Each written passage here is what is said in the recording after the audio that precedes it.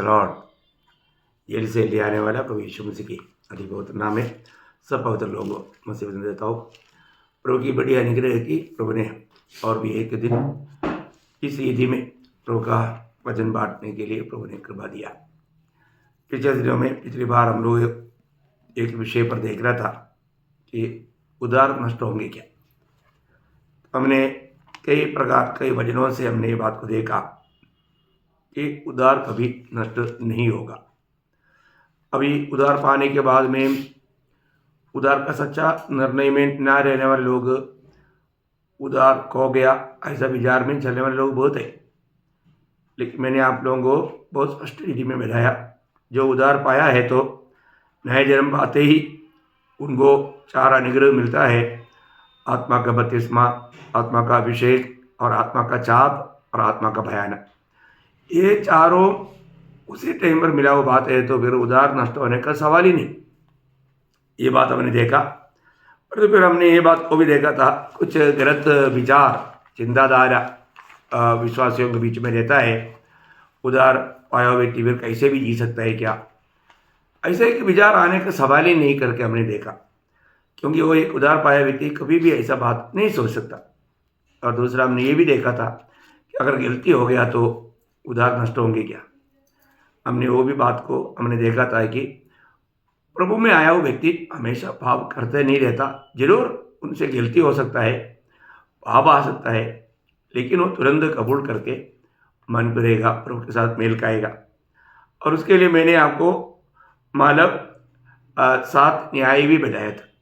मानव उसका नष्ट होने का कोई भी प्रकार वादा नहीं है करके बताया पिछले क्लास में। आज मैं वापस वही विषय को आगे बढ़ाना चाहूँगा, क्योंकि अगर प्रभु का इस सत्य वचनों को अगर आप सही रीति में जानेगा तो इसके ऊपर शक नहीं आएगा। पहली बात, प्रभु का वचन सत्य वचन है, पत्य वचन है, ताया हुआ वचन है। उसमें कोई जोड़ना तोड़ना वो गुनाहगार बनेगा। ऐसा है तो मैं आज कुछ उसी विषय में आपको थोड़ा और प्रकाश डालना चाहूँगा, क्योंकि ये विषय मानो बहुत लोगों को धोखा देता है, इसलिए अच्छी तरफ जानना बहुत जरूरी बात है। इसका कारण मैं इसको थोड़ा सा और क्लियर करना चाहूँगा। ये विषय को थोड़ा लंबा रीति में बताऊँगा, लेकिन आज मैं आपको ये संदेश थोड़ा शॉर्ट में बताऊँगा। बात क्या है कि पहली बात मैं एक वचन आपको पढ़ाना चाहूँगा, यूहन्ना का सुसमाचार 5 अध्याय उसका 24 वचन। यूहन्ना उसका 5 अध्याय का 24 वचन। मैं तुमसे सच सच कहता हूँ, जो मेरा वचन सुनकर मेरे भेजने वाले पर विश्वास करता है, अनंत जीवन उसका है और उस पर दंड की आज्ञा नहीं होती, परंतु वह मृत्यु से पार होकर जीवन में प्रवेश कर चुका है। देखिए, ये वचन आप थोड़ा ध्यान से देखेगा तो ये वचन हमें क्या बताता। पहली बात, हम जो भी प्रभु यीशु पर विश्वास किया उनको अनंत जीवन मिलेगा ऐसा नहीं, नहीं तो मतलब हो जाएगा ऐसा भी नहीं। अभी यहाँ पर यह वचन साफ बोलता है, वे अनंत जीवन में प्रवेश कर चुका है, वो प्रवेश कर चुका है, उनको अनंत जीवन में वो प्रवेश कर चुका है। अब देखिए, वो वचन को आप बहुत अच्छा रीति में समझना। इसलिए उन पर कोई भी प्रकार का न्याय नहीं बोलेगा तो ये विषय पापियों के संबंध में होने वाला आखिरी समय में श्वेत सिंहासन में होने वाला न्याय के बारे में ऐसा न्याय नहीं बोलेगा। तो आपको याद होगा, जब प्रकाशित वाक्य 20 अध्याय 11 से 15 तक का वचनों में आखिरी में होने वाला श्वेत सिंहासन के सामने का न्याय के बारे में जो बताया, वो बात यहाँ पर बताता है। फिर मैंने एक बड़ा श्वेत सिंहासन और उसको जो उस पर बैठा हुआ है देखा। उसके सामने से पृथ्वी और आकाश भाग गए और उनके लिए जगह न मिली। फिर मैंने छोटे बड़े सब मरे हुओं को जो सिंहासन के सामने खड़े हुए देखा, और पुस्तकें खोली गई। और फिर एक और पुस्तक खोली गई, अर्थात जीवन की पुस्तक। और जैसा उन पुस्तकों में लिखा हुआ था, वैसा ही उनके कामों के अनुसार मरे हुओं का न्याय किया गया। समुद्र ने उनमें मरे हुओं को जो उनमें थे दे दिया, और मृत्यु और अधोलोक ने उन मरे हुओं को जो उनमें थे दे दिया, और उनमें से हर एक के कामों के अनुसार उनका न्याय किया गया। मृत्यु और अधोलोक आग की झील में डाले गए। यह आग की झील दूसरी मृत्यु है, और जिस किसी का नाम जीवन की पुस्तक में लिखा हुआ न मिला, वह आग की झील में डाला गया। देखिए यहाँ पर क्लियर लिखा है, ये न्यायासन के सामने जाने वाला कोई भी व्यक्ति बच करके स्वर्ग में जाने का सवाल ही नहीं। और वे ये सब वो लोग हैं जिन्होंने जीवन नहीं पाया था, या उनका नाम जीवन का किताब में नहीं था। लेकिन विश्वासियों के लिए भी एक न्यायासन है, वो बात आपको याद मालूम होगा।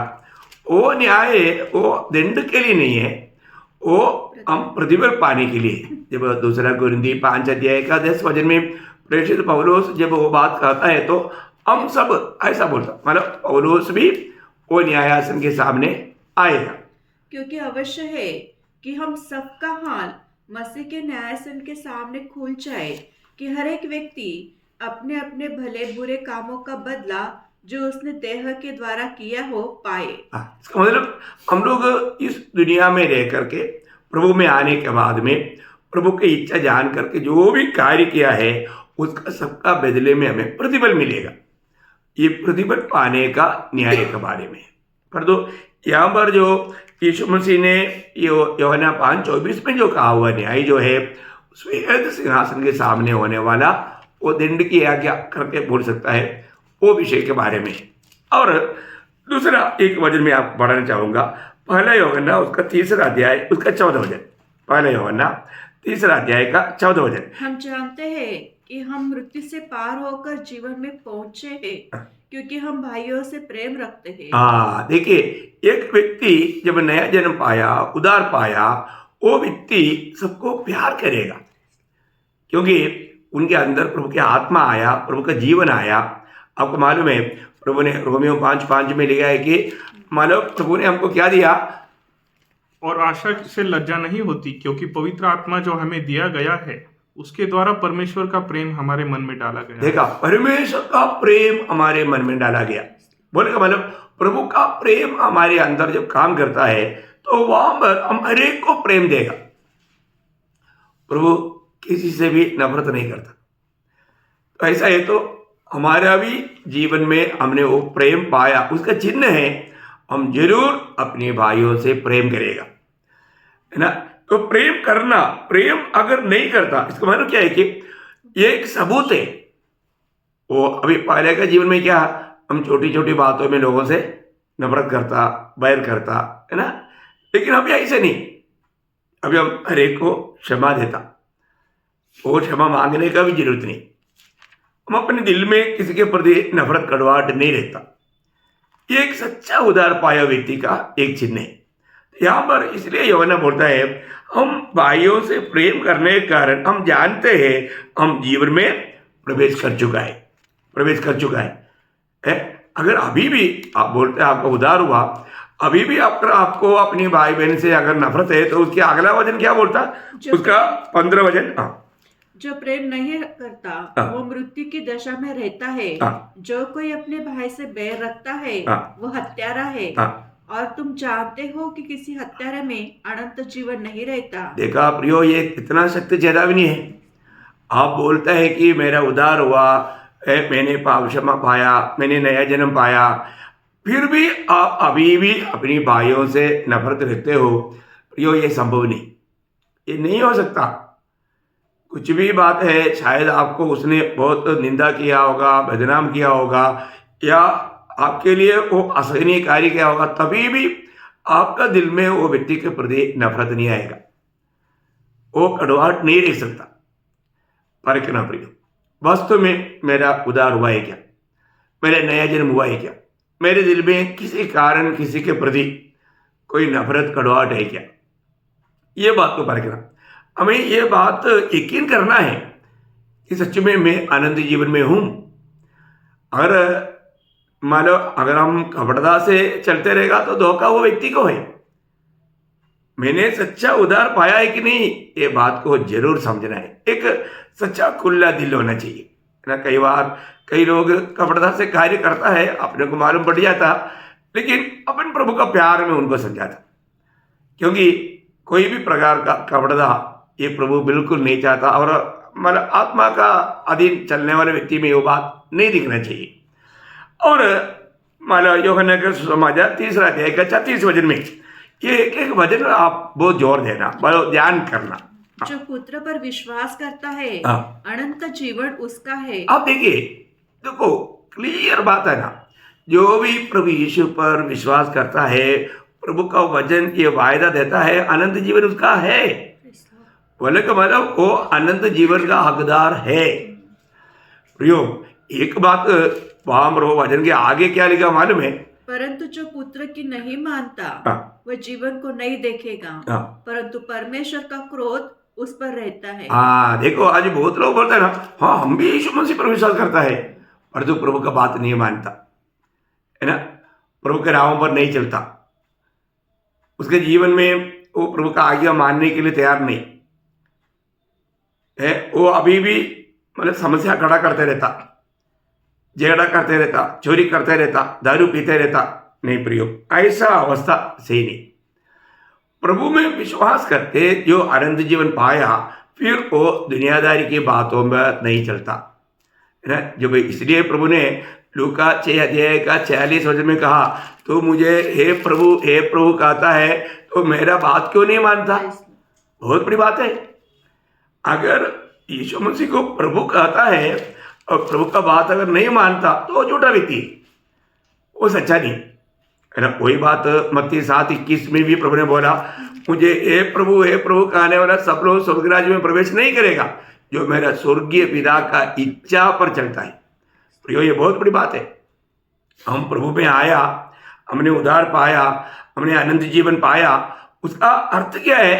हम पूर्ण रूप में प्रभु को मानेगा, प्रभु को सम्मान करेगा, यीशु मसीह को अपने जीवन का प्रभुता देगा। यदि हम उस प्रकार का जीवन नहीं बिताता तो फिर वो धोखा है, वो झूठ बात है। और भी ये एक वचन में आपको क्यों पढ़ाना चाहूंगा प्रियो, क्योंकि वचन में जो लिखा सत्य लिखा है। आप जब मतलब यीशु मसीह के द्वारा पिता का इच्छा और यीशु मसीह का निर्णय के बारे में यूहन्ना 6 अध्याय उसका 13 और 40 वचन में हम लोग पढ़ता है। यूहन्ना 6 अध्याय का 13 और 40। और मेरे भेजने वाले की इच्छा यह है, मेरा भेजने वाला का इच्छा यह है कि जो कुछ उसने मुझे दिया है हाँ। उसमें से मैं कुछ न खो, हाँ। परंतु उसे अंतिम दिन फिर जिला उठाओ। देखा, पिता का इच्छा है पुत्र को दिया हुआ एक भी आत्मा को पुत्र खोना नहीं है। ये बहुत बड़ी बात है, क्योंकि पिता का जो है उसको ही पुत्र को दिया, और वो पुत्र को दिया हुआ व्यक्ति को वो अंतिम दिन में जिलाऊंगा करके यीशु मसीह भी मतलब वायदा देता है। कितना बड़ी बात है। हाँ, क्योंकि मेरे पिता की इच्छा यह है हाँ। कि जो कोई पुत्र को देखे हाँ। और उस पर विश्वास करे हाँ। वह अनंत जीवन पाए, हाँ। और मैं उसे अंतिम दिन फिर जिला उठाऊंगा। देखा, मैं उन्हें अंतिम दिन फिर से जिला उड़ाऊंगा। प्रियो, यीशु मसीह ने कहा हुआ शब्द है। यीशु मसीह आपको मालूम है वो कभी झूठ बोल ही नहीं सकता। तो ऐसा है तो हमारा अनंत जीवन में वादा आने का सवाल नहीं है ना प्रियो। आप ये वचनों को अगर आप विश्वास करता है तो आप क्यों बोलता है कि हमारा उद्धार नष्ट हो जाएगा? है ये स्वर्गीय पिता का पुत्र में इच्छा है, और पुत्र का भी वही निर्णय है कि मैं उसको अंतिम दिन में जिला उड़ाऊंगा। है वो प्रभु के साथ रहे। प्रभु जो अनंत जीवन का अर्थ ही क्या है प्रियो? प्रभु का जीवन बोलेगा तो सचमुच में एक ही है, वो प्रभु का जीवन है, क्योंकि उसका वो सृजा हुआ जीवन नहीं। बाकी जो भी हम देखता है उसको जीवन कहना ही व्यर्थ बात है। तो बहुत बड़ी बात, हमको ये बात को जानना है। मैंने अगर वो जीवन पाया है तो वो जीवन पाया हुआ लोग ये दुनिया का यात्रा में अगर प्रभु के आगमन देरी हुआ, मर भी गया, तो भी यीशु मसीह ने वायदा दिया है मैं उसको जिला उड़ाऊंगा। और एक दो वचन मैं आपको पढ़ाना चाहूंगा। यूहन्ना का सुसमाचार उसका 3 अध्याय का 18 वचन। जो उस पर विश्वास करता है उस पर दंड की आज्ञा नहीं होती। देखा, जो उस पर विश्वास करता है दंड की आज्ञा हो रहेगा तो अनंत काल का नरक। देखो भाई, है बोलने का मतलब यीशु मसीह पर विश्वास करने वाला व्यक्ति अनंत आग से बच गया। अगर आपने सुसमाचार सुना, प्रभु यीशु पर विश्वास नहीं किया, तो वही वचन आगे क्या बोलता? उस पर परंतु जो उस पर विश्वास नहीं करता हाँ। वह दोषी ठहर चुका। देखा, वो दोषी ठहर चुका, इसलिए कि उसने हाँ। परमेश्वर के एकलौते पुत्र के नाम पर विश्वास नहीं किया। देखा, उस यीशु मसीह ये दुनिया में किस लिए आया? हम पापियों का उद्धार करने के लिए आया है। वो जगत का मतलब पाप उड़ा ले जाने के लिए आया। परंतु वो सत्य पर अगर हमने विश्वास नहीं किया तो वो दोषी ठहर चुका है। बोलेगा तो उसको अनंत काल का दंड है या नरक है। आपको मालूम है, नरक के बारे में प्रभु यीशु मसीह बहुत स्पष्ट रीति में बताया। प्रियो, स्वर्ग और नरक ये सत्य बात है। तो इसलिए अगर वो सब आपको कहाँ जाना, अगर आपने मसीह को नहीं अपनाया तो आप अनंत काल का नरक में जाएगा। देखो कितना बड़ी बात है।